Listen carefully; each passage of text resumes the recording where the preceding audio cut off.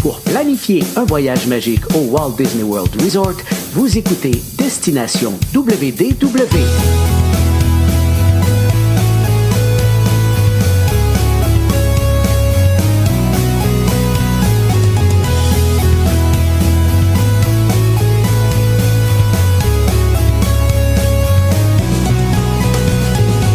Voici votre animateur et ami personnel de Mickey, Jean-Philippe Paré.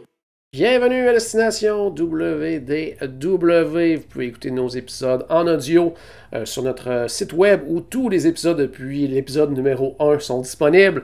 Sinon, plusieurs épisodes sont également disponibles du côté de Apple Podcasts, Spotify. Habituellement, les 200-300 derniers épisodes sont toujours en disponibilité à ces endroits. Vous pouvez regarder les versions vidéo sur notre chaîne YouTube et sur notre page Facebook dans la section plutôt vidéo. Aujourd'hui, je m'en vais rejoindre encore une fois mon ami Michel parce qu'on continue notre petit tour vers le 50e anniversaire du Walt Disney World Resort. Salut Michel! Hey, salut Jean-Philippe et salut tout le monde qui est avec nous. Je suis loin, on est en virtuel, mais au moins on est ensemble. Je suis content et on est rendu 2014. On approche. On s'approche tranquillement, pas vite. Puis 2014, en fait, on débute cette année-là avec les comédies musicales. On n'a pas très souvent parlé, je te dirais, dans ces épisodes-là.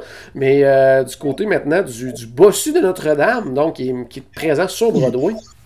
Ça va être génial parce que là, on en parle, on est en train de le préparer. On est le 25 janvier 2014. Ça va sortir, la grande première va être en 2016. Mais le Walt Disney Theatrical Production présente ça, le bossu de Notre-Dame. Wow! Ça a été déjà vu la première version à Seattle il y a quelques années. Mais là, on faisait l'adaptation parce que on a vu, dans le programme, on disait Quasimodo est quasiment devenu sourd à cause des cloches de Notre-Dame qui sonnaient à côté de lui. Et là, on va mettre une version, une mise en scène, quelque chose de plus artistique avec le langage des signes. Mais habituellement, quand on va voir un spectacle Disney, quelquefois, il y a des gens qui sont à côté qui font le langage des signes, mais en bas de la scène, à droite ou à gauche. Mais là, les gens qui vont faire, pas la captation, mais qui vont faire les langages des signes, vont être intégrés dans la mise en scène avec les personnages. Et là, ça donnait toute un autre aspect, un autre look, une autre profondeur à l'œuvre de Disney et comédie musicale. Wow! Plus modernisée. Alors, je voulais juste seulement on aurait pu passer outre et pas parler que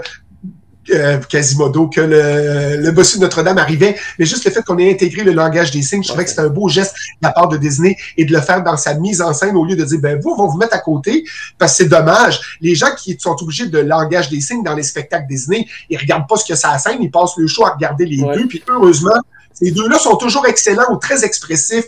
On choisit quand même des bonnes personnes. Mais avouez que les gens qui ont à lire ce langage-là manquent pas mal ce qui se passe sur la scène. Fait que c'est pour ça que je voulais en parler aujourd'hui un petit peu. Ouais. Ça fait penser parce que sur les bateaux de croisière, dans tous les spectacles Disney comme ça, il y a les gens justement qui font les langages des signes, ça sur le côté. Puis à un moment donné, j'étais quand même près d'eux, de leur côté et assez en avant. Puis ils étaient tellement expressifs que j'ai regardé quasiment plus souvent eux que le spectacle. Alors que je ne comprends pas le langage les gens des qu'on signes. choisit pour ça là, sont très bien ciblés. C'est des cast members exceptionnels. Ouais. Je leur lève mon chapeau parce que même des fois, sans méchanceté, j'enlève pas ce que les gens sont sur le stage, mais exactement ce que Jean-Philippe dit. On est tellement captivés qu'on est porté à les regarder plus que ce qui se passe de l'autre côté. Tu sais. Ouais. Allez, on reste sur Broadway, Michel. C'est la grande première pour Aladdin. Oui, 1er février 2014. Et pourquoi qu'on va en parler d'Aladin? C'est que la pré-production s'est faite au Canada, à Toronto, au Edinburgh Theatre. Et là, c'est pas la version qu'on a au California Disney's Adventures. C'est pas la même chose. C'est le contraire. Disney California Adventures. Je suis désolé. C'est pas la même version, mais aussi flamboyant. Les animaux qui se promènent dans la salle, les tapis volants. Comment c'est organisé? C'est comme wow, wow et re-wow. Fait que je voulais juste dire que ça, c'était une nouvelle version qu'on mettait en branle, mais que ça avait été fait au Canada, la pré-production, et puis qu'après ça, on se dirigeait fin 2013 pour qu'en 2014, on soit en ligne pour présenter sur Broadway Aladdin. Super. Côté cinéma maintenant, La Reine des Neiges qui bat des records impressionnants. On en a parlé dans l'épisode précédent de la sortie là, qui avait été vraiment spectaculaire, mais ça continue là, en 2014. Là. Et oui, puis on va en parler quelques épisodes parce qu'elle reste en liste, La Reine des Neiges, parce que le 26 janvier 2014, on dépasse le record du Roi Lion, vraiment, de 1994. Et là, on est rendu à 810 000, 810 millions à l'international. Fait qu'en l'espace de très peu de temps, là, c'est comme ça vient de sortir, puis là, ça monte, c'est incroyable. Alors, il fallait qu'on en parle, là. C'est rare qu'on revient sur les films qui sont déjà sortis, mais ça fait un tabac, puis vous n'avez pas fini d'en entendre parler. Super. Et on s'en va du côté du Walt Disney World Resort qui s'offre une nouvelle parade. Et toi, Michel, tu as une mission importante au Magic Kingdom à ce moment-là.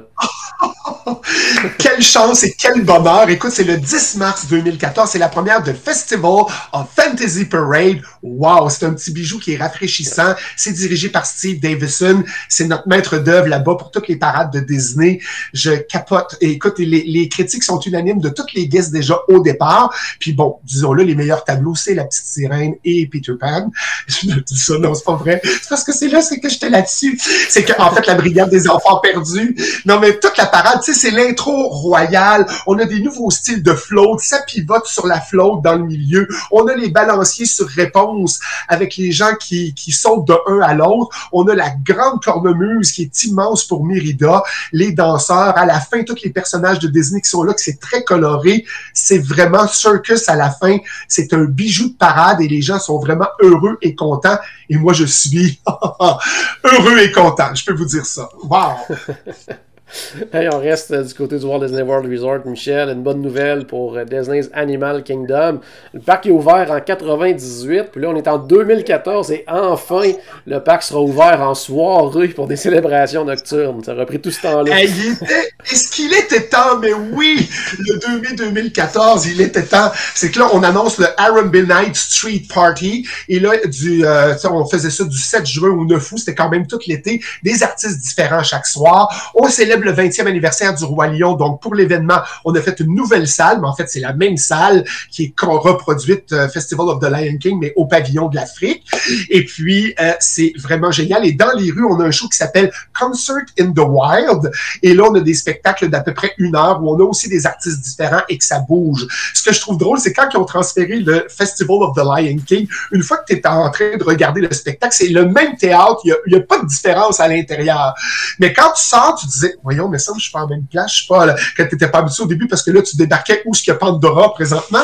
Mais écoute, ça a fait du bien, là, à Animal Kingdom de voir qu'on pouvait aller se voir. Ça a été un meilleur succès que Rivers of Light, là, on va en parler un autre tantôt, là, mais je veux dire, au moins, on commençait à penser que Disney's Animal Kingdom pouvait être ouvert le soir. Et une autre magie dans la luminosité, puis de voir tout ça, c'était vraiment bien. Super. On s'en va maintenant sur l'océan. Du nouveau pour les croisières Disney, grâce justement encore une fois à la Reine des Neiges. Je disais qu'on en parlait souvent de la Reine des Neiges, mais là, sur les navires maintenant. On n'était pas sous l'océan, on est sur l'océan. Mais le 5 mai 2014, on profite du succès du film pour dire, tiens, en 2015, les Disney Cruise Line vont offrir des destinations pour aller en Norvège. Mais là, tu penses que tu vas débarquer à Arundel, c'est pas le cas. Mais quand même, les gens étaient quand même contents de pouvoir se diriger en Norvège. Je pense que ça a eu un certain succès, mais de là à vous dire tout dans les détails, je suis pas au courant. Est-ce que toi, Jean-Philippe, tu es au courant de tout ça? Ben, c'est sûr que c'est une destination qui est très prisée, mais plus du côté déjà des gens qui sont en Europe.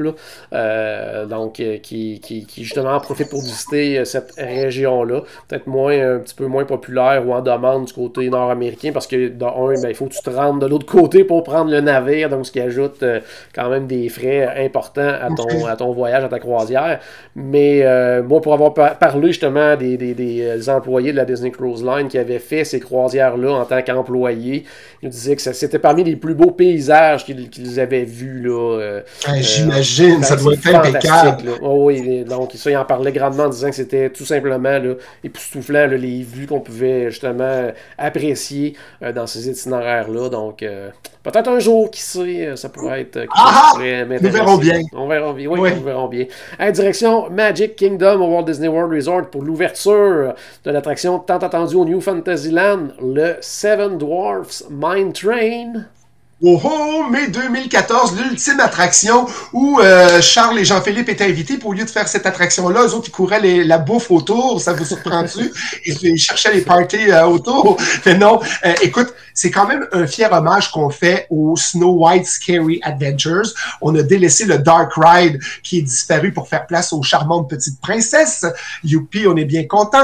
Mais vraiment, là, c'est bien fait. C'est un réalisme là qui était vraiment surpasser le nouveau style de audio animatronics, c'est qu'au-delà de la gestuelle dans le visage, on projette aussi du visuel dans le visage, donc ça donne un côté réel. On est allé chercher plein de subtilités dans le film, au-delà des vautours, plein d'affaires, et là on fait attention pour passer, on a vraiment l'impression d'être dans la mine, nous autres aussi, puis de trouver des trésors, et on va en parler dans pas mal d'attractions, mais la file d'attente où on a maintenant quelque chose d'interactif, où on peut jouer, où on peut chercher des trésors nous aussi, préparer tout ça comme si on était les sept nains puis qu'on était dans la mine, c'est vraiment bien fait. Alors juste le travail de audio animatronics, la mise en scène, la façon dont on a mélangé le petit roller coaster et un petit peu de dark ride à l'intérieur, on ralentit, on repart, on va plus vite. Je trouve que c'est quand même un blend, tu sais, quand on dit une fusion ou un amalgame de tous les éléments pour que ce soit quelque chose de réussi.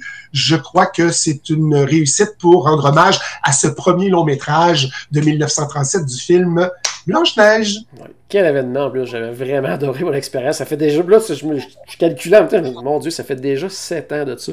Donc, ça passe vite la vie, hein, mais c'était vraiment, vraiment fantastique. On avait été en plus dans les tout premiers à pouvoir essayer l'attraction. On était dans les premiers groupes là, qui avaient la chance d'essayer l'attraction. On avait une fenêtre de temps, puis on l'avait fait 2-3 fois de mémoire. Là, puis tout le reste de la soirée, on se promenait de table en table pour manger, comme tu disais, puis tout le monde avec qui on parlait, là, tout le monde était vraiment, vraiment là, impressionné par cette attraction-là. Là. C'était vraiment... c'était un bel ajout là, pour familial en plus. Là. Donc, une montagne russe familiale, c'est toujours agréable là, de pouvoir faire ça en famille, là, justement, une montagne russe. Donc, c'était vraiment un bel ajout pour une Magic Kingdom. Tant mieux, non, c'est vraiment... Wow. Ouais. Grande sortie aussi nationale pour le film de live-action Maléfique. Oui, le 28 mai 2014 en France et 2 jours plus tard aux États-Unis, au Canada, c'est le 5e remake live action de Maléfique. Là, c'est vraiment... On va là, au-delà de La Belle au bois dormant là, de 1959. Maléfique, qui elle était avant? Alors, elle était gentille, elle avait des ailes, elle s'occupe de la lampe, tout le monde est beau, mais le beau Stéphane vient voler une pierre. Finalement, il se rencontre, il tombe un petit peu en amour. Stéphane retourne au château, mais là, on veut avoir la peau de Maléfique. Stéphane dit, moi, je peux y aller, je la connais. Fait qu'il va là-bas, mais il est incapable de faire trépasser Maléfique. Elle dit, au moins, je vais lui enlever ses 2 ailes, puis je vais avoir une preuve que je l'ai tué, puis que c'est là. Mais je trouve ça admirable parce que les 3 petites filles qu'on a mis dans ça sont un petit peu hurluberlus, un petit peu perdus. Ils essayent de s'occuper de Aurore, mais finalement, on réalise que c'est Maléfique qui a pris la charge d'Aurore, qui s'est occupée d'Aurore, qui s'est occupée à ce qu'elle ait une bonne éducation. Alors, c'est vraiment génial. La fin, vous la connaissez. Bon, ça reste quand même que on va là-bas pour aller au baptême, mais pas invité, elle est choquée, puis tout ça. Puis finalement, tout va revenir dans l'ordre. Elle va récupérer ses ailes. J'ai trouvé que c'était quand même... Toi, est-ce que tu as aimé? Est-ce que tu trouvais que c'était un live action qui était intéressant ou tu as été un peu mitigé? Ou non, j'ai bien aimé quand même la performance de voyons, je cherche son nom, Angelina Jolie. C'était quand même super bien. Donc, je trouvais que c'était une bonne idée, justement, de présenter la version du méchant du film, là, de présenter sa version à elle de l'histoire. Ça, je trouvais ça vraiment une belle façon de faire. Donc, oui, j'avais bien apprécié. Beaucoup moins apprécié le deuxième là, qui avait sorti après. Mais celui-là, c'était vraiment agréable là, comme moment. Maintenant, allons du côté de ton parc préféré, Michel. On s'en va du côté de Disneyland Paris. Oui, on y va parce que le 10 juillet 2014, c'est l'ouverture de l'attraction Ratatouille que vous allez avoir en Floride pour le 1er octobre. Alors, Ratatouille, l'aventure totalement toquée de Rémi. On parle d'une aventure de 150 millions d'euros. Fait que si on transfère avec nous, on parle de 225 millions. Ça devait être pour le 20e anniversaire en 2012, mais finalement, c'était pas possible parce que les fonds, puis là, on a dit, bon, on va pousser plus loin, puis tout le kit, bon, on va aller en 2014, puis on va faire ça là. Ben, tu sais, ils ont vraiment fait comme un mini-land. On dirait que c'est le pavillon de la France, version miniature à Paris. On a vraiment là la petite boutique de Marianne, on a le petit bistrot de Rémi, le restaurant à l'intérieur, c'est des gros bouchons de liège, de bouteilles de champagne sur lesquels on s'assoit. Les tables, c'est des capsules, des bouchons. C'est vraiment bien fait. Mais l'attraction, là, on parle des 5 sens. On a des coups de chaleur parce qu'on passe encore en dessous des poêles. On a des coups de frais parce qu'on rentre dans la chambre froide où tous les aliments sont placés. On a du 3D en écran. On se promène dans les petits raccoins là, que les rats prennent pour aller se promener en dessous. on touche vraiment les 5 sens à tout point de vue et vous allez adorer. Quand vous allez embarquer, ça n'a rien à voir en le faisant sur YouTube, là, mais quand vous allez embarquer, là, le décor où on est, l'ambiance, c'est magistral. Fait que moi, je pense que, bon, Disneyland Paris, là, vous allez dire encore lui, là, mais c'est vraiment, quand vous allez voir l'attraction, dire, waouh, eux autres, ça fait un petit bout qui ont ça là, à Paris, là, puis là, nous, on l'a maintenant, mais ça vaut la peine qu'on l'ait en Floride, puis que je suis content que les parcs s'échangent maintenant les attractions, puis qu'on dise, ben, regarde, ça vient de tel endroit, ça vient de tel endroit, mais tout le monde s'échange les attractions qui sont, mais qui ont du succès, qui ont vraiment du succès. Alors, à voir, vraiment à voir. Parfait. Restons du côté de Paris, encore une fois. Disney annonce encore du nouveau. Encore du nouveau, 12 septembre 2014. Et là, c'est une nouvelle attraction. On parle de Star Wars à Disneyland Paris. Mais là, on parle pas juste que nous, on a rethématisé le Space Mountain en Star Wars. Mais ça a été juste en 2017 pour le 25e anniversaire. Mais on commençait à préparer l'environnement parce que nous, on n'appelle pas ça Tomorrowland, c'est Discoveryland. Mais si on parle de l'optique que c'est Tomorrowland, c'est en plein la place pour mettre tout ce qui est Star Wars parce que c'est futuriste. Alors, on a vraiment préparé le meet and greet pour Darth Vader qui s'en venait, refaire la base spatiale, revoir l'entrée pour aller à Star Tour pour qu'on se sente vraiment pas à Andorra, je me trompe de ville quand il dit vous allez embarquer et on s'en va vers, là j'ai rien que le mot Andorra dans c'est tout ça? Non, Andorre, par là?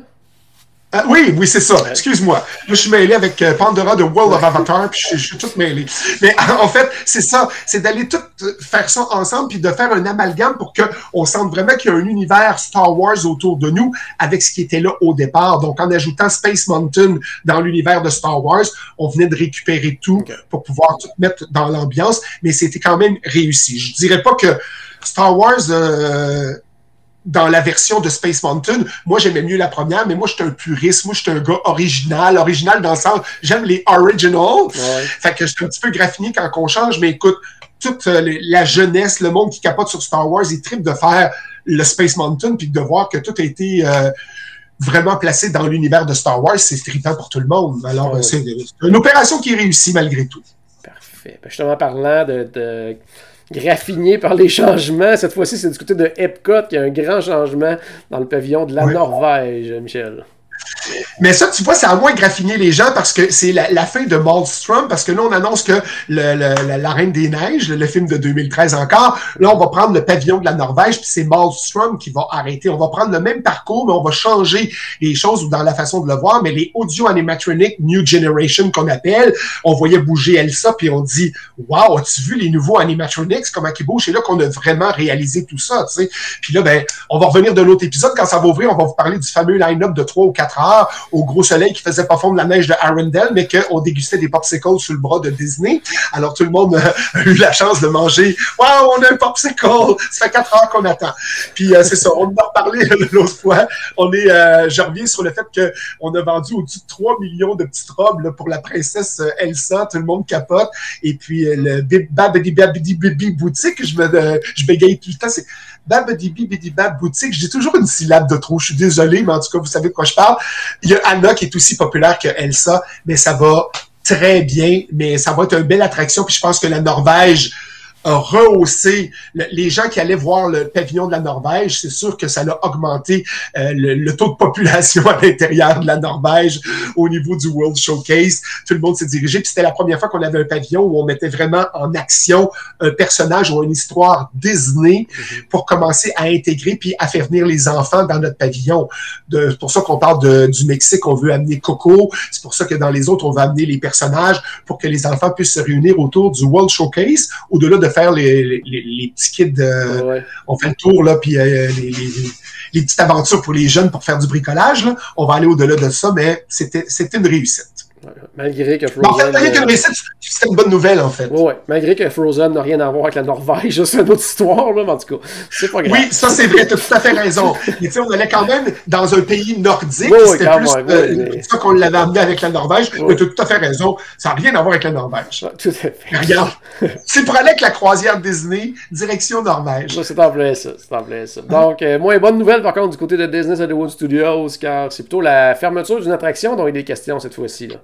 Mais là, c'est moi qui ai de la peine, c'est moi qui pleure ma vie. C'est le 19 septembre 2014, puis là, on va fermer le studio Backlot Tour, où ce qu'on se promène en arrière, puis qu'on voit l'envers du décor. Mais là, c'est toute une histoire qui s'écroule dans le sens que il y avait des rues avant où on tournait les extérieurs de Golden Girls, qu'on pouvait. Là, à un moment donné, on avait enlevé ces rues-là. Là, avec notre cart, avec le Tram Tour, on se promenait dans Street of America. Après, on l'a enlevé, on se promenait à pied dans Street of America. Puis là, après ça, c'est comme, OK, on va changer ça, puis là, on va faire les effets spéciaux. Là, on rentrait, ils nous montrait quand ils faisaient des tirs sur l'eau, puis tout. Là, on savait plus comment réaménager tout ça. Là, quand que, justement, je vais-tu le dire... Les cascadeurs sont arrivés aussi. On a perdu une autre partie du Tram Tour. Puis là, c'était complètement fermé. C'est que maintenant, les gens veulent vivre l'action. Avant, les gens étaient curieux. On n'avait pas Internet, on n'avait pas YouTube, on n'avait rien pour voir c'était quoi l'envers du décor. Donc, on était curieux. Maintenant qu'on le sait, là, on veut vivre l'action, on veut de l'adrénaline. Donc, c'est sûr que ça va être la place où ce qu'on va emmener... Galaxy's Edge, qu'on va emmener Toy Story, qu'on va mettre les gens dans l'univers. Fait que je comprends très bien, puis il faut s'adapter. C'est moi qu'il faut qu'il m'adapte. Moi, je suis un vieux de la vieille, puis je suis un original qui veut rester dans mes vieilles affaires, mais Disney a tout à fait raison. S'il veut garder sa gang, puis qu'on veut continuer, on n'a pas le choix de suivre. Mais moi, j'ai pleuré. On va terminer, Michel, maintenant avec un film d'animation. En fait, même, je te dirais, un excellent film d'animation sous-estimé là, qui nous fait découvrir une nouvelle vedette Disney. Il s'agit de Baymax, qui est devenu populaire rapidement, justement, dans les meet and greet, là, dans les parcs. Et vraiment, écoute, les nouveaux héros, le Big Hero 6, je sais pas quoi, là, mais c'est comme c'est le 54e classique d'animation. Mais c'est le premier film où Disney, mais vraiment, là, on a récupéré Marvel en 2009, et là, on a décidé de faire un film, et là, c'est Disney qui gère ça, avec tous les personnages qui sont là. Fait que c'est sûr que Baymax, il est populaire partout. Tout le monde capote sur Baymax, mais des noms qu'on oublie moins, ben ça, on parle de Tadashi et de Hiro, qui étaient les deux frères. Tadashi est décédé dans l'incendie, donc Hiro voulait réaliser son rêve parce que lui, il voulait aider ceux qui étaient dans le besoin. Et puis, il avait trouvé quelque chose, on a voulu l'acheter, lui, il voulait le garder pour lui. Là, on a voulu le récupérer, on l'a volé, on va le récupérer avec Baymax et toutes les autres vedettes super-héros. Alors oui, c'est un excellent film, et on en a fait une télésérie après. Alors, il y a eu plein de dessins animés, il y a eu plein d'affaires dérivées de ça. Je pense que c'était un succès, ça a frappé fort, puis ça a fait une bonne affaire, ça a été une belle job. Oui, franchement, oui.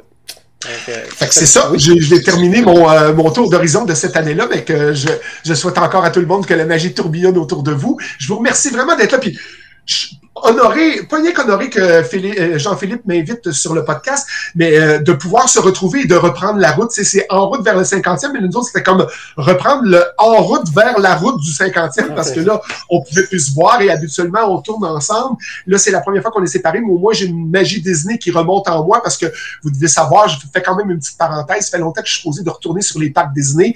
Disneyland Paris, c'est pas encore ouvert, donc on attend encore, je suis encore en stand-by.